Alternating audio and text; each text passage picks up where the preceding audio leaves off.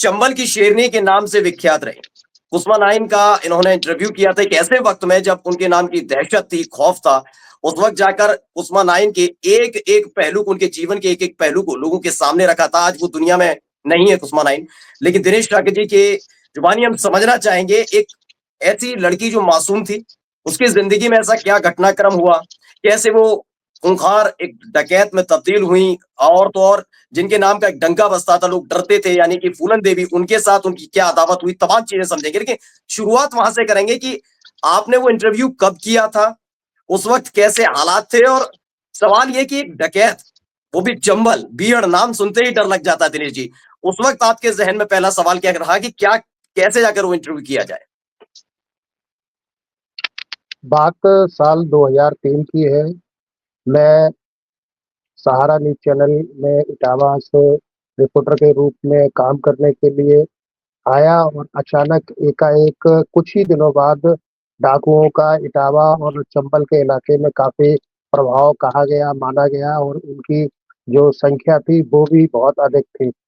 तो चैनल में जो साथी लोग थे, वरिष्ठ सहयोगी थे, उनसे संवाद जब स्थापित किया गया कि उन्हें बताया गया कि ऐसी-ऐसी सूचना आ रही है और अगर आपकी इच्छा हो और आप इजाज़त दें, तो ऐसा रिस्क लिया जाए जिसमें किसी डाकू का इंटरव्यू किया जाए।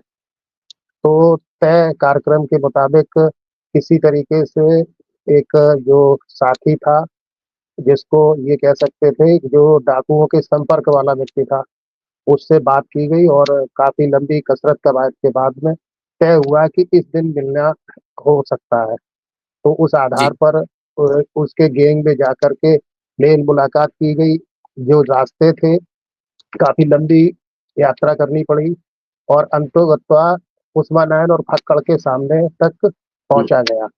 और जब ये बात 2003 आखिरी की है, करीब नवंबर या दिसंबर के महीने में ये इंटरव्यू किसी भी तरीके से हो पाया। सुबह करीब 6 बजे के आस-पास घर से निकलना हुआ और देर शाम हुँ, 8 बजे के आस-पास वापसी हुई। हालाँकि इंटरव्यू का वक़्त जो है मात्र 1 घंटे के आस-पास का ही था, लेकिन जो इंटरव्यू करने का जोश था, जज़्बा था, वो इस बाबत था कि लोगों को बताया जाए, लोगों को एहसास कराया जाए कि चंबल के डाकू कैसे होते हैं, उनके काम करने की शैली क्या होती है और उनके सामने किस तरीके की दुश्वारियाँ होती हैं।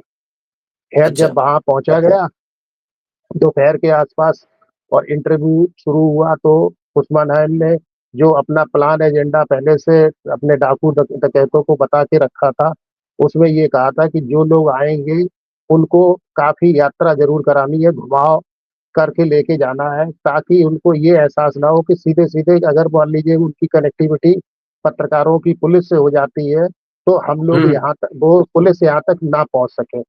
खैर ओके, जब वहाँ पहुँचे तो तमाम जाँच-पड़ताल के बाद कि इनके पास कोई हथियार वगैरह तो नहीं है, तो इस तरीके की बातें भी रही और जब कुस्मा नायन के पास पहुँचा गया और पक्कड़ के पास में, तो ऐसा देखा गया और ऐसा लगा है कि जो डकैत गैंग था, उसकी पूरी की पूरी कमान और ऑपरेशन कुस्मा नायन के हाथ में ही थी और कुस्मा नायन के ही दिशा-निर्देश पर पूरी तरीके से फक्कड़ का गैंग संचालित हुआ करता था। New Public Inter College Lucknow.